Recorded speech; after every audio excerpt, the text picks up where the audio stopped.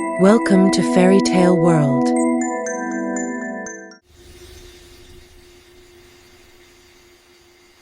Long ago, in a kingdom kissed by morning mist and golden sunlight, there lived a gentle girl named Elodie. Her days were filled with laughter and warmth because her father adored her more than all the treasures in the land. They would chase butterflies across emerald meadows,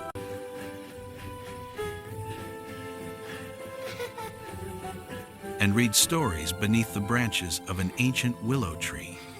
But joy is sometimes fragile. One cruel winter, her father fell ill and never recovered. When he was gone, Elodie's world grew quiet and cold.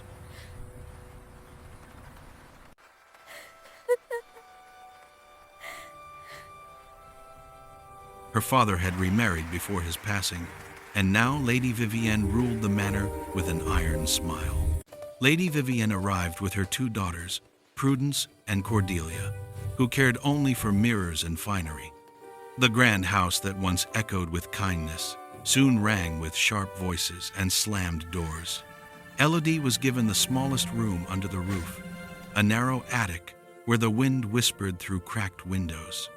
The three women treated her as little more than a servant. They made her rise before dawn to light fires, scrub floors, and mend their endless piles of dresses.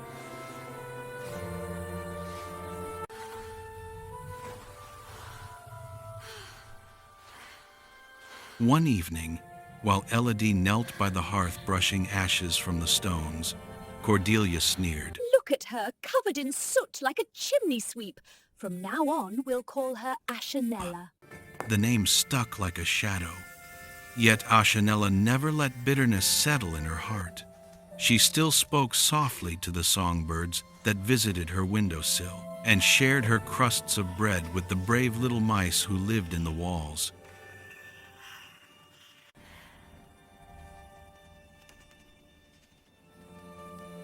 One bright spring morning, trumpets sounded through the village. A royal herald rode on a snow-white horse, unrolling a scroll trimmed with gold. By order of His Majesty the King. By order of His Majesty the King, a grand three-night festival shall be held at the palace. Every young one in the kingdom is invited, for the prince seeks a bride whose heart is true. Prudence and Cordelia squealed with delight, dreaming of crowns and castles. Lady Vivienne ordered gowns of silk and satin to be made at once. Aisha, hearing the invitation read aloud, felt a tiny spark of hope. The proclamation said, "Every young woman," she whispered. I might go too. Lady Vivienne laughed coldly. You? With what, pray tell? Your rags and soot. But Aisha had secretly saved her mother's old silver gown from a trunk in the attic. Night after night, by candlelight, she mended its torn seams with careful stitches. The mice and birds helped as best they could, carrying threads, holding pins, and singing cheerful songs to keep her spirits high. When the great day arrived, Asha's stepfamily piled extra chores upon her shoulders.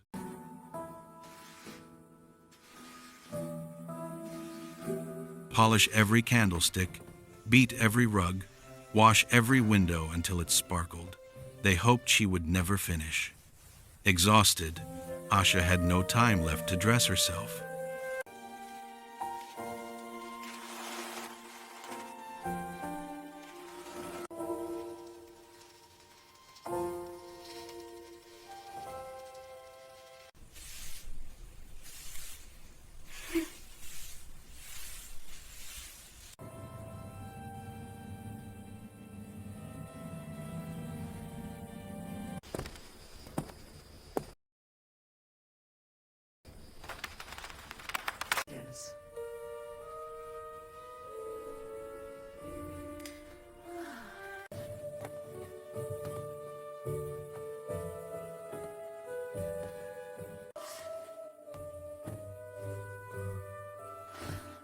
Her stepmother and stepsisters swept out of the house in a rustle of silk and perfume, leaving her alone among scattered ribbons and torn fabric.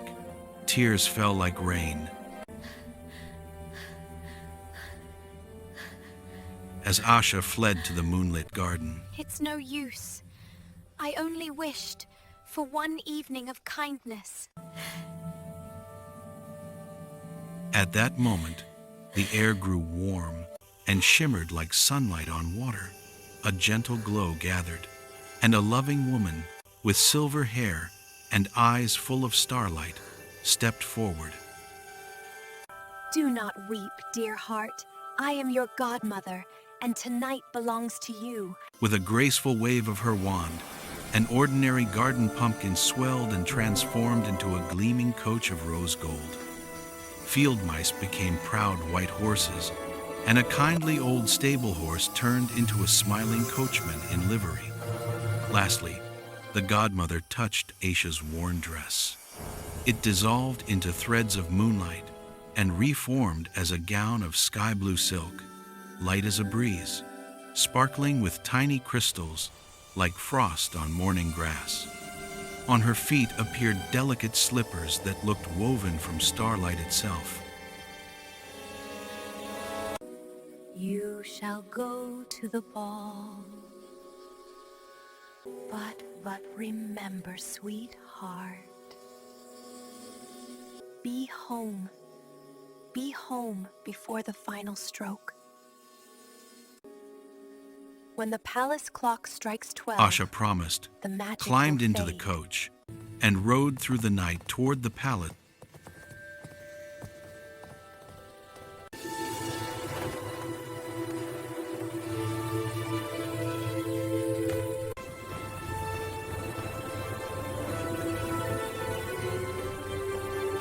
Inside the great hall, chandeliers blazed like captured constellations.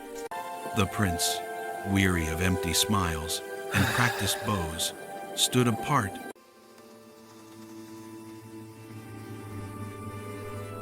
until the doors opened and Asha appeared at the top of the marble staircase. Every candle seemed to burn brighter.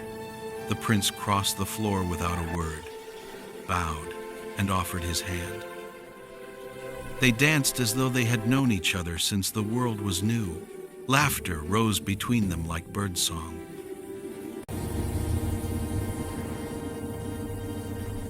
Time melted away, but the great clock began to chime. 1, 2, 11. Asha pulled free. "I must go!" she cried, racing down the palace steps. In her hurry, Stop! one sparkling slipper slipped from her foot and tumbled onto the marble. The final stroke of midnight rang out. The coach became a pumpkin once more, the horses mice again.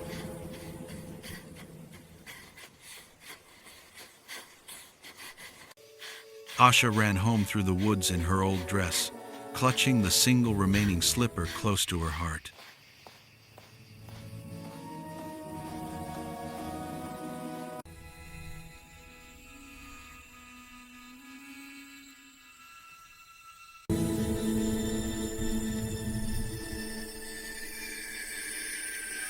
The very next morning, the prince sent riders across the kingdom.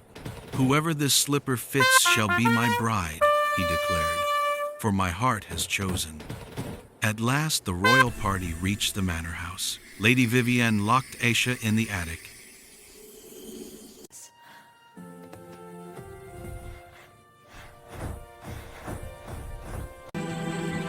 Insisting only her own daughters remained at home.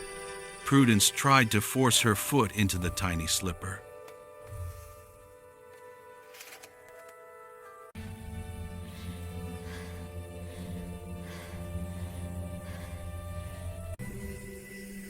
Cordelia tried next, grunting and twisting.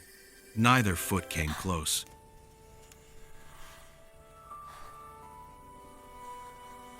Then a small, brave mouse darted from the shadows, carrying a heavy iron key. With the help of his friends, he pushed it under the attic door.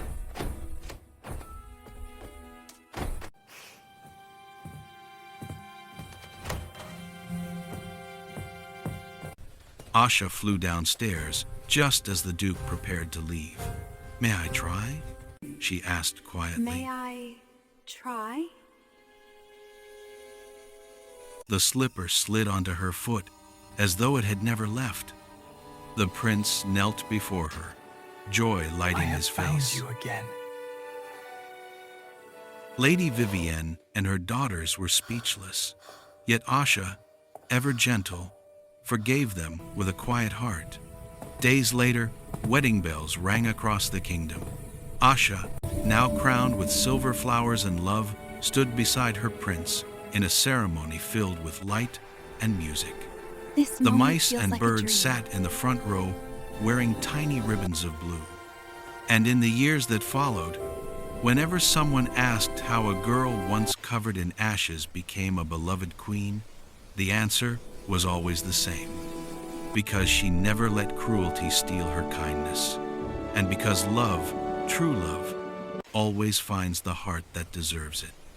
And they lived happily, gently, and courageously ever after.